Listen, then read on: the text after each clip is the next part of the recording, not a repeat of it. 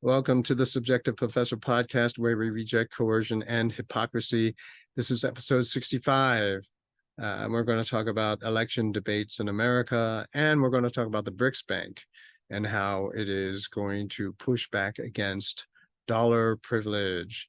If you haven't been following the news, then you don't know that the BRICS has gotten together to have a formal meeting, and a lot of people are sitting in anticipation as to what they're going to announce, what details about their alternate banking system, monetary system is going to be. BRICS stands for Brazil, Russia, India, China, South Africa. And basically, these are the countries who years ago got sick and tired of dollar hegemony, dollar dominance in the world, and so they want an alternate to that, and so that's what BRICS represent. So before we move forward, let's remember what money is, right? So dollars, yuan, euros, rubles, these are all dollar money substitutes. Okay, these are currencies, these are fiat that are essentially not backed with anything, really. So the three characteristics is that, number one, it must be a store of value. There must be a limited supply, and there must be a use case, an end use for this product, okay, for this commodity. So the dollar no longer is a store of value. The inflation that the government is engaging in is destroying the value of the dollar, right? So over the years, the amount that you can purchase with it is in decline, and that's inflation, right? There's too much printed money trying to purchase the same amount of goods that are in the world, and so prices are going to go up. It's an unlimited supply of dollars, right? Now you don't even print the money, you just add zeros on a computer somewhere, and so it is unlimited, right? So there is no limitation, there is no restriction. A restriction that existed prior to 1971, when Nixon took the dollar off the gold standard. In those days, you could not print too much because you only had X amount of gold, and so how much you printed must correspond to the amount of gold that you hold. So it's now unlimited supply. And there's nothing you can do with dollars, right? You can't wipe your butt with it. You can't blow your nose. You can't eat it. You can't live in it, right? So there is no use for dollars. I mean, you might be able to burn it, but then, right, that's not really what people are going to do with dollars. Actually, it's kind of hard to burn anyway. So why is this important? Well, ever since World War II, if you wanted to buy certain things in the world from other countries, you had to use dollars. And so this came about because of the system that was developed, the petrodollar system that was developed after World War II, or towards the end of World War II, where anyone who wanted to buy oil, you had to convert your currency into dollars first and then buy your oil. And lots of goods had to be purchased from other countries this way. And there were a lot of reasons for that, the supply of dollars and the production that was happening in the United States. Now, other countries, in order to get dollars, they had to either borrow dollars from the United States and then later on pay back dollars, which put a lot of poorer countries in trouble, right? And so in perpetual debt, basically. Or you produce something and the United States buys it from you, and now you have dollars, okay? But the United States, ever since World War II, manufacturing has been in decline. And so the biggest export of the United States is dollars.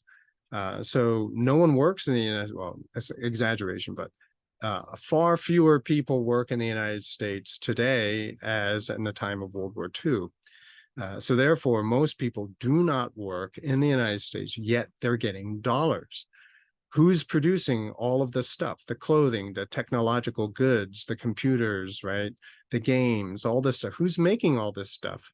And why would they make it for America? Well, third world countries, poor countries, countries all over the world are making things, we give them dollars in exchange for these goods, these manufactured products.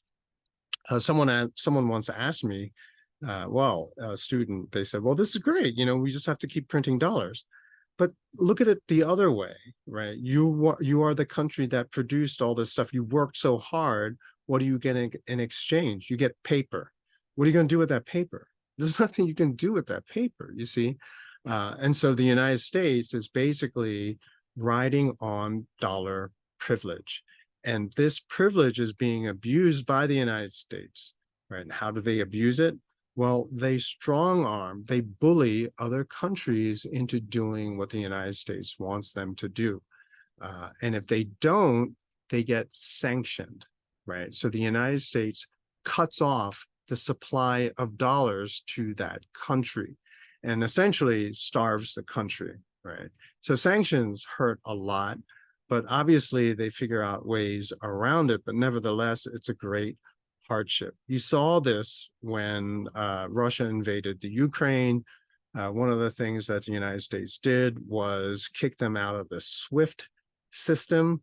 And SWIFT stands for the Society for Worldwide Interbank Financial Telecommunication, which is basically a way to settle your account. So you buy stuff from other countries, they buy stuff from you.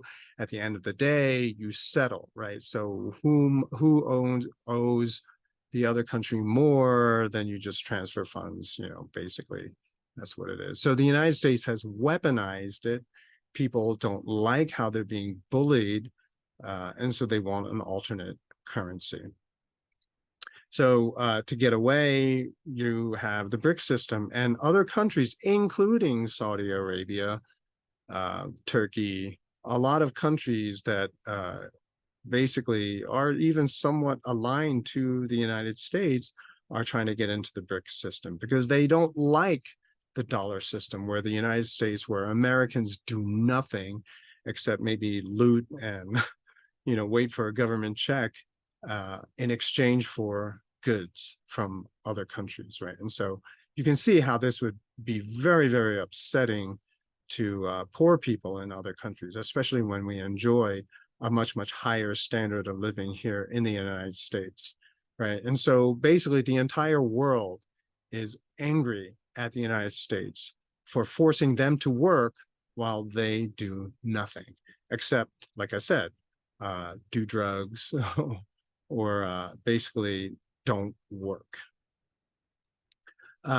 So the solution, of course, is BRICS represents part of the solution.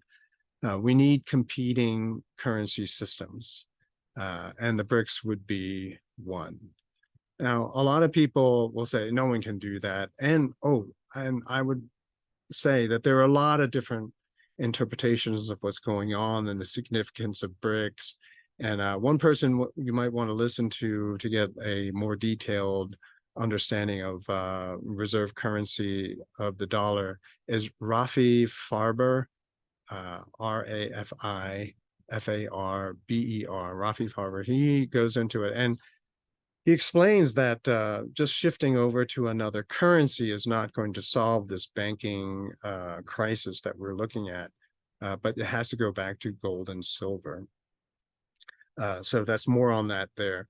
But in the meantime, I think for us to understand that having competing currencies is healthy. It keeps governments more honest. So when a government starts printing all kinds of money because they promised all their people free healthcare, free education, free housing, all this stuff, well, they start printing lots of money. And so they devalue their currency. And so if you want to hold on to an investment, like you're holding on to dollars because you want to save your money, right? You want to preserve its value, you're going to dump your dollars, right? You're going to realize that this country is inflating its currency. So these dollars that you're holding on to no longer hold its value. And so you switch to a different currency. And some of you might say, oh, that's too complicated.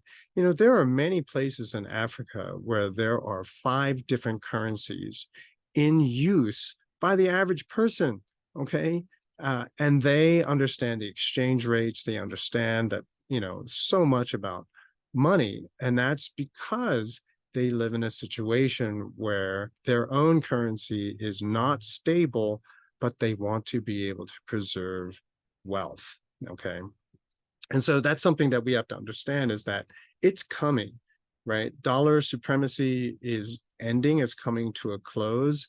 And so we need more competition. And if you know that this is happening, you can gradually wean yourself off of dollar dependence, right? You're seeing the banking bankruptcies, right? The bank bankruptcies. And so you know that the dollar is becoming unstable. And so therefore, what are the alternatives? And so you can do your research, try to figure out where to go. A lot of people are saying crypto. I don't own any crypto because it's just too risky for me, too uncertain, and I'm too old to want to mess around with any of that stuff. Too old and too poor. So, and keep in mind too, that we as a society, when the dollar privilege ends, it will hurt. It will hurt us a lot. We'll feel the pain. However, in the long run, it will be far better for our society. You won't have, people will feel the consequences of their choices. And so we as a society will be able to discover what are the more responsible choices, what are the more long-term beneficial choices. Right now, bad choices are being rewarded. You can loot, you can shoplift, and there are no consequences. And that's just kind of crazy, right? So we need order restored. And one way of doing that, one of the things that necessarily must happen, is we need to have honest money once again. Now let's talk about the election debates, shall we? One of the things that I used to do in class back in the day, whenever election season rolled around, and as I said, it's always election season here in the US. People are constantly running for re-election. I said, oh, let's have a town hall. Let's have a pretend town hall. And then I would say, ask me a question. I'm running for president, let's just say. And so ask me a question, right? And someone will say, what are your plans for education? How do you fix the educational system? And I would say, oh, that's a very important question. I'm glad you asked that question. And because it is so important, I am going to get the best people together. We're going to come up with the best solution and solve the problem. And everyone will say, that's a great answer. And I'll say, ask me something else. And they'll say, what about the environment? And I'll say, oh, that's a really important question. I'm glad you asked that question. In fact, it is so important. I'm going to get the best and the brightest. We're going to get together. We're going to figure this out. And then we're going to propose the best solution. And people will go crazy for that, right? And so you realize that every candidate is basically saying the same thing. Different terms, perhaps, but essentially they're saying the same thing, which is nothing. Right? They're not saying anything. I mean, I could even say that I'm not running for anything. So what are we really doing? So when we watch these debates on TV, they're not even debates, okay? So this last night was the Republican, so I'm recording this on Thursday, so Wednesday night was Republican debate, and there were 8 people on stage. That is not a debate. I watched bits of it. I watched the Trump interview thing with Tucker Carlson. I'll talk about that as well. But why have it that way? Well, if you have it in this format, right, it looks like you're giving everyone a fair shake at, running for president, but no, it's all manipulated. It's all this sort of show that's put on to pretend and make it seem like it's a fair election. But the reality is that everyone is reduced to sound bites, right? So I'll give you an example. Nikki Haley and Vivek Ramaswamy went at it with each other. And I saw 2 different clips of that exchange when it came to military funding in the Ukraine. The one clip I saw was Nikki Haley getting the best of Vivek, right? So she was talking over him, slamming him, saying, oh, this and that. And Vivek was trying to respond, but she kept talking over him. A second clip I saw was basically, it was a much shorter clip, but it was Vivek saying to Nikki Haley, Good luck in your future with Raytheon and Lockheed Martin, which of course are two mega entities in the military industrial complex. And so depending on who you were and what you're exposed to and what your little, box of information is, for your confirmation bias, you're going to say, "Ooh, Nikki Haley won that exchange." Or you're going to see the other clip and you're say, "Vivek won the exchange." And it's all about sound bites, right? There's no substance there at all. We're reduced to just emotional, visceral, superficial, "Ooh, yeah, I got him on that one." It's just ridiculous. And so this whole format is just simply designed for manipulation of perception, manipulation of voting. Even the people who ask the questions, they have bias as well.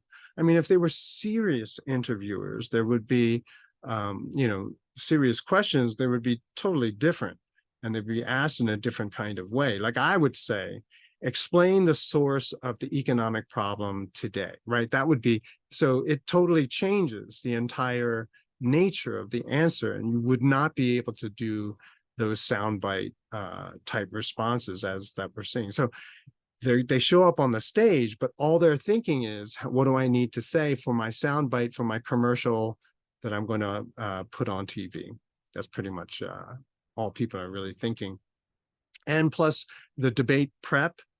So if this person says this is what you're going to say in response, and you'll get a lot of applause if you say it that way. It's just kind of goofy, right? Because it doesn't really help the American people. It doesn't help this country at all. Also, the manipulation can arise with qualification requirements.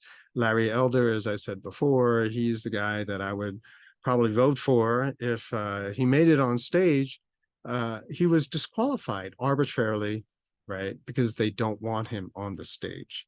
And that's what you're able to do in that kind of format. Now, so let's see.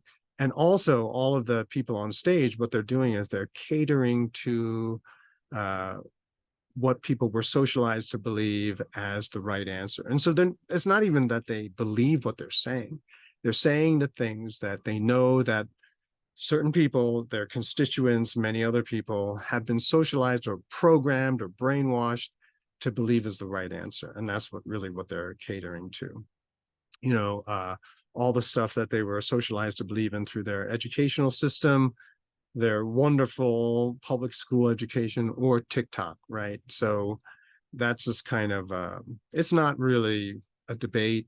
It's a show. It's an entertainment opportunity. What you should have instead is one-on-one, right? So there's 8 people in the running, set up a bracket system like March Madness, college basketball, right? We can do that with college basketball. Why can't we do it with presidential candidates, right? Just have them go one-on-one, a throwdown, right? Instead of stumping, force them to come into studio and go head-to-head with a person, right? We have the internet. It's not that expensive to do, right? Just have them throw questions at each other and see how they respond.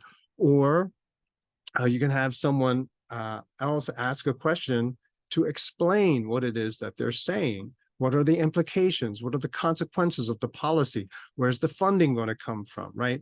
In other words, you force the candidates away from their talking points and to see and test just how deep their knowledge and understanding really is. Are they just saying this stuff because their speech writers told them to say it, or do they really understand the issues? Do they really understand the cause and what the consequences are of proposed solutions? People should also be able to see who the big donors are, right? Who is donating the most for their campaign? And then if you know that, then you will understand why they say the things that they say. And also you will start to see common donors among several candidates, which is why they say the same things, right? If I was a billionaire, multi-billionaire global corporation, okay, I would donate to all of them and make sure they all say the same thing, right? I can afford that. Sure. So why not? That way, my candidate always wins, right? That's the way you do it. Also, um, when you get to see the donor, who the donors are, then you begin to see what the conflict of interest would be, right? Oh, that's why they're pushing the war, not because it's a good thing, but because they want to give more money to these contractors. You see that kind of thing. Tucker Carlson interviewed a bunch of candidates one-on-one, and he asked them questions, sometimes surprising questions, right? But it was a much more drawn out, and a lot of people watched it. And so this is possible. I mentioned that to say that it is possible. Or, even better, what you should have is one candidate take the stage at a time, and the people asking the questions are their opponents, right? Do that, right? And that would be pretty awesome, I think. Or you do what Donald Trump did, right? Just totally say, nah, not having it. And he explained why he didn't go and why he was on Tucker Carlson. And yeah, it made sense to me, right? He has nothing to lose. He has nothing to gain, excuse me. He has nothing to gain by going on the debate. So why go, right? And so this way you can have a relaxed situation and have a conversation with Tucker, which also very interesting for me, because that's the first time I think I actually listened from beginning to end a time with Donald Trump. And I was surprised about how inarticulate he was. He's not a very good speaker at all. And that's what you get to see in a long form dialogue. So Donald Trump has to talk. It's not just these little comeback jibes that he throws at other people, which he's really good at doing, but that's not what a presidential election should be about.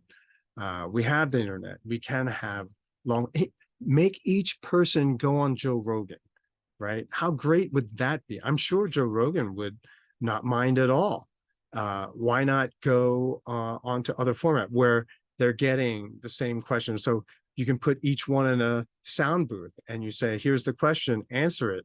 And then have all the people be able to have access to all of the answers, right? And then have them throw questions at each other, but to get at more. So instead of just dwelling on the level of platitudes and just cliche and coming down to the level of what people are expecting people to say, or insulting things, instead of being basically the political version of the WWE, the fake wrestling stuff, organize it, update, modernize the format so you can reveal the stupidity or the intelligence of the various candidates. But otherwise, if you just say platitudes, right, just say the nice things that people want to hear, and that doesn't tell us anything, right? It just says, oh, okay, that person knows the script really well. But it doesn't help the country at all. And it's just so frustrating, which is why I never really bother to watch any of them. But we'll see how things shake out. I don't know, hoping for the best, I guess. But I know that whoever gets elected, things are just going to get worse in this country. So there's that. So I hope you have a good weekend, and I'll talk to you on the other side.